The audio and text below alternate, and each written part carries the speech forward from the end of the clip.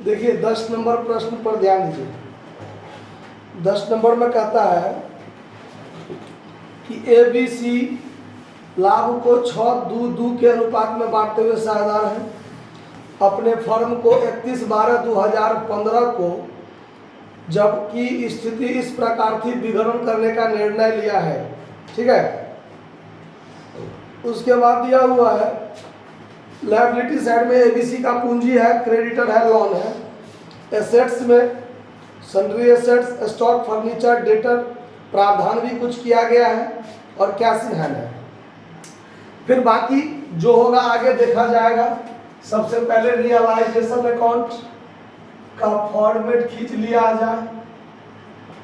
Realisation account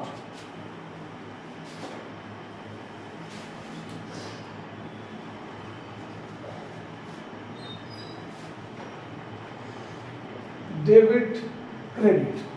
तो सबसे पहले आप यहां पर टू सन्ड्री एसेट्स लिखिएगा। तो सन्ड्री एसेट्स में देखिए क्या सब है। तो सन्ड्री एसेट्स में 5100 सन्ड्री एसेट्स लिखा हुआ है। देखिए सन्ड्री एसेट्स 5100। उसके बाद स्टॉक 2340, स्टॉक 2340। उसके बाद फर्नीचर 300, फर्नीचर 300। उसके बाद डेटर 7220, 60 डेटर 7260।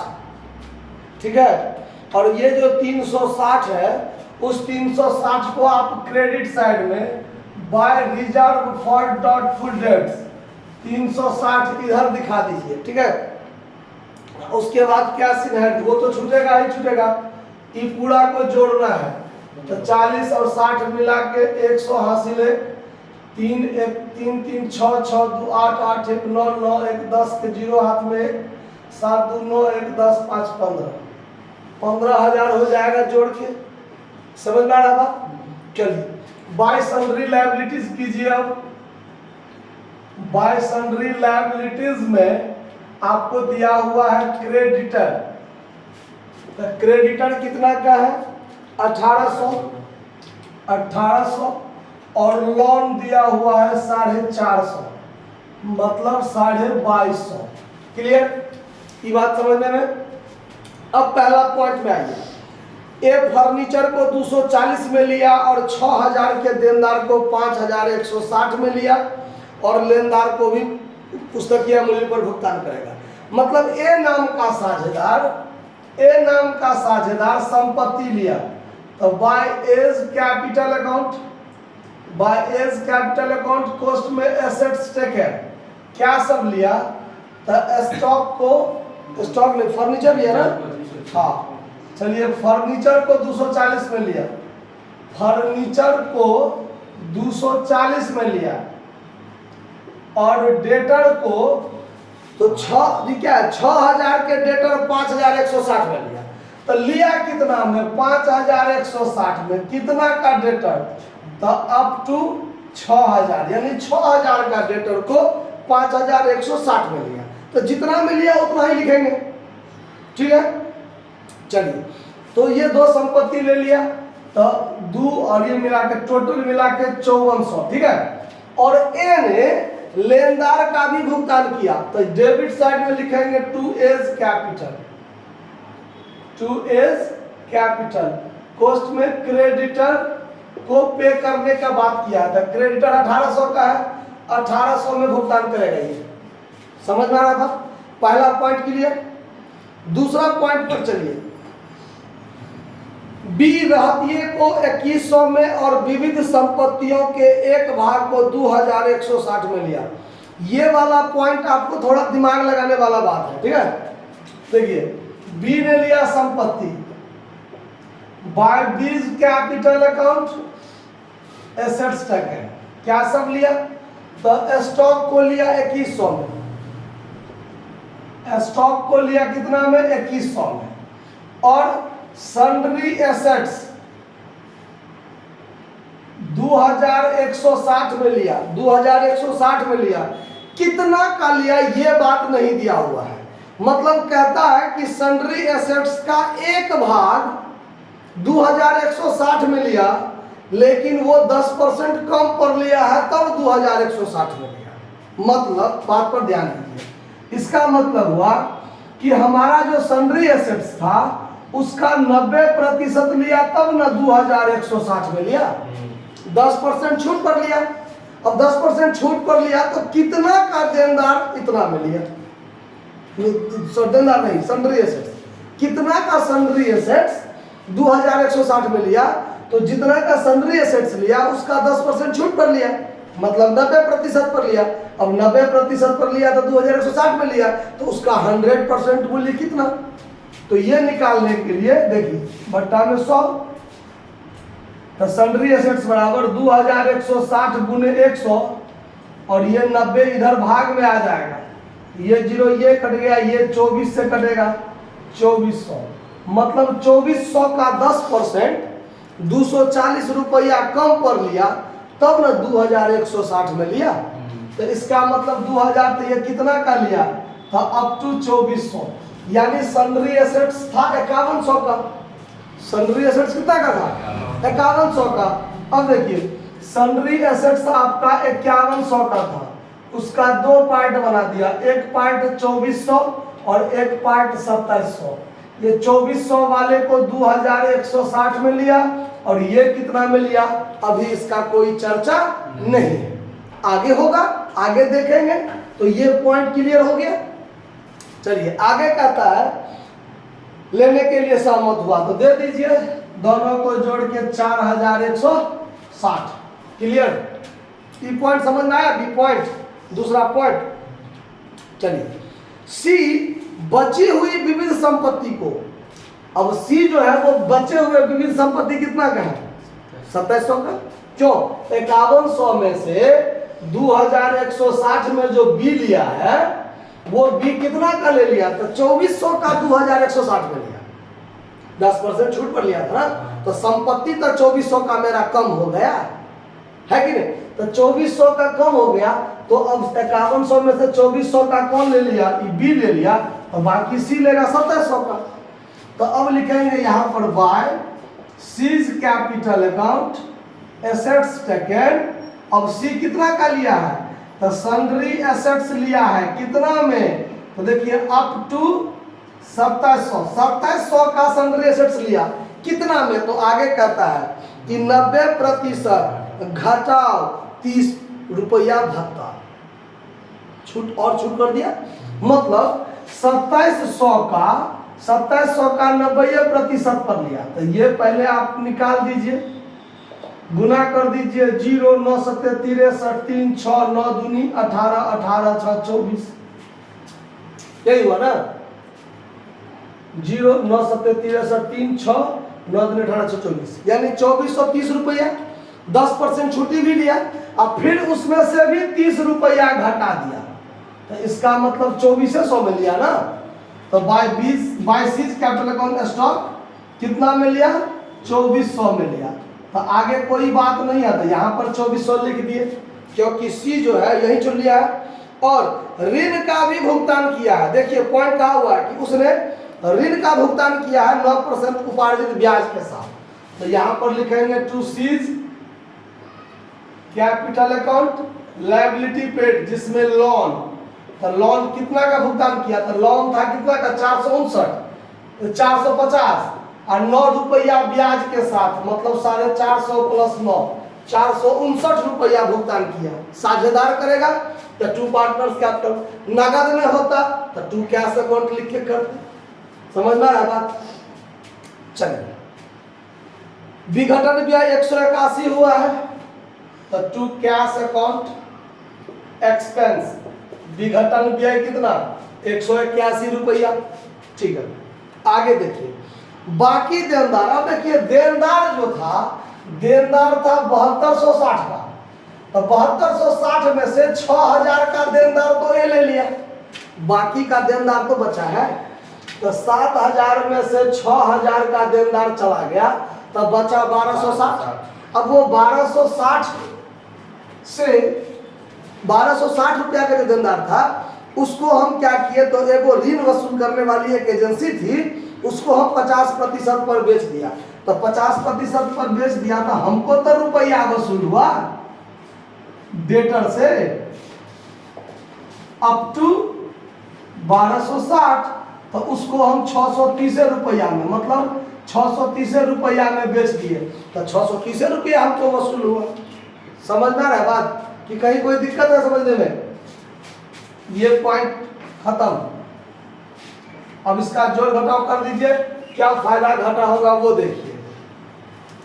तो देखिए डेबिट साइड बड़ा है फंड, तो डेबिट साइड को पहले जोड़ लीजिए कितना होगा।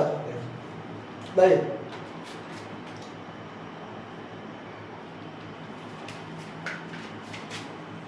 16,800 ये हो गया, 16,800 ये हो गया, 459 हो गया, तो 459 जोड़ दीजिए आप प्लस 181 जोड़ दीजिए, तो 17,440, 17,440, 17,440। और इसमें से अब आप घटाइए, पहले 360 घटाइए, 17,440 में से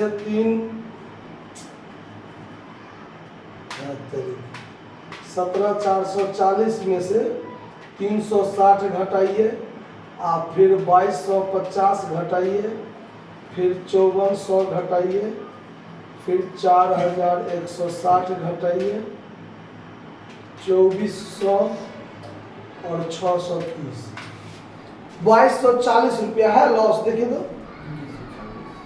2,140 है, तो कहीं शायद जोड़ घटाव में गलती की है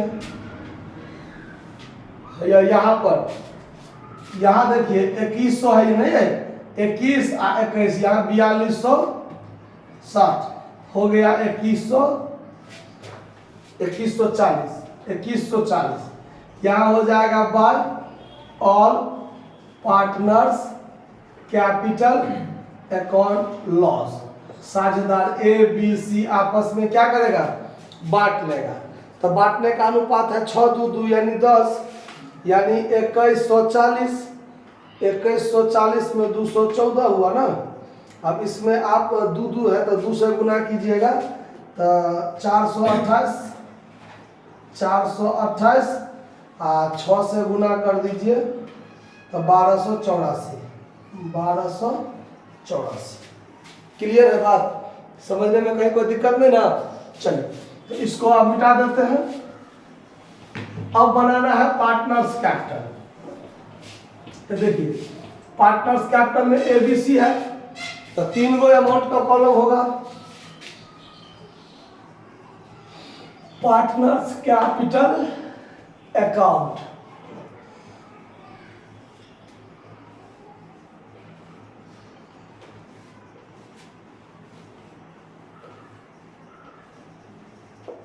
debit credit, particular A B C, particular A B C. सबसे पहले क्या देंगे, बाय बैलेंस बी। तो जो उसके बैलेंस शीट में होगा 8,250, 8,250, 3,100 है दूसरा, नहीं 3,2100, 3,2100, ठीक है। उसके बाद देखिए यहां है ए कैपिटल, बी कैपिटल, सी कैपिटल। तो इस तीनों पॉइंट के लिए डेबिट में एक के बार लिखेंगे to realisation account assets taken. ए लिया है 5,400 में, बी लिया है 4,260 में, और सी लिया है 2,400 में। हो गया। फिर है all partners capital account loss. ये जो लॉस है तो डेबिट में आ जाएगा टू रियलाइजेशन अकाउंट लॉस 1,284, 428 और 428। यहां पर देखिए ए कैपिटल सी कैपिटल, इस दोनों पॉइंट के लिए क्रेडिट में जाएगा बाय रियलाइजेशन अकाउंट लायबिलिटी पे। ए किया है 1,800 और सी किया है 459। बी भाई साहब नहीं किए हैं तो खाली रहेगा। कहीं कोई दिक्कत? बैलेंस शीट में कोई बांटने वाला आइटम नहीं है, बस हो गया, बात खत्म। यहां पर अब जोड़ घटाव कर दीजिए। तो ये हो जाएगा 8,000, 9,000, 10,000, 50, 10,050। तो यहाँ भी 10,050। ये और ये कम है, ये दोनों ज्यादा है, तो पहले इसका कर दीजिए to cash account final payment. तो 10,050 में से घटाइए 6 यानी 6684 ना, तो 6684, तो 3366 रुपया इसको पेमेंट हो जाएगा।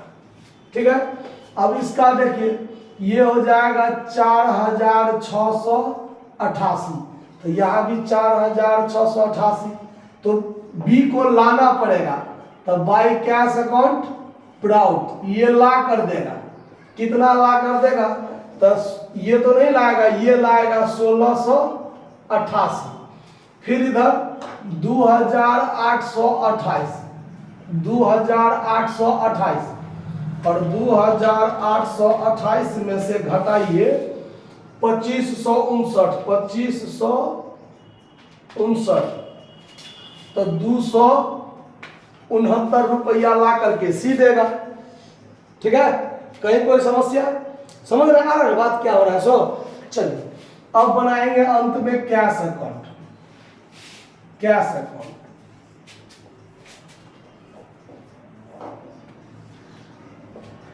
सबसे पहले तो टू बैलेंस बीडी होगा, जो बैलेंस शीट के एसेट्स में हम लोग छोड़ के चले थे 960। अब देखिए, अब यहां पर देखिए कैश कहां है, ये 630। तो डेबिट में होगा to realisation account assets realise 630, एक ही जगह है, इधर एक ही जगह है। तो क्रेडिट में होगा बाय रियलाइजेशन अकाउंट एक्सपेंस 181। अब देखिए यहां पर इसको फाइनल पेमेंट हो रहा है, तो इस साइड में हो जाएगा by A's capital account, A's capital account final payment 3,366। ये दोनों आदमी ला कर दे रहा है, तो यहां हो जाएगा टू बीज कैपिटल अकाउंट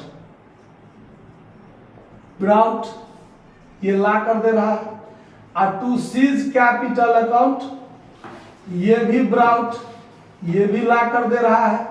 तो ये ला कर दे रहा है 1,688 और ये ला कर दे रहा है 269। दोनों साइड जोड़िए, बराबर हो गया तो ठीक है, नहीं तो कहीं गड़बड़ है।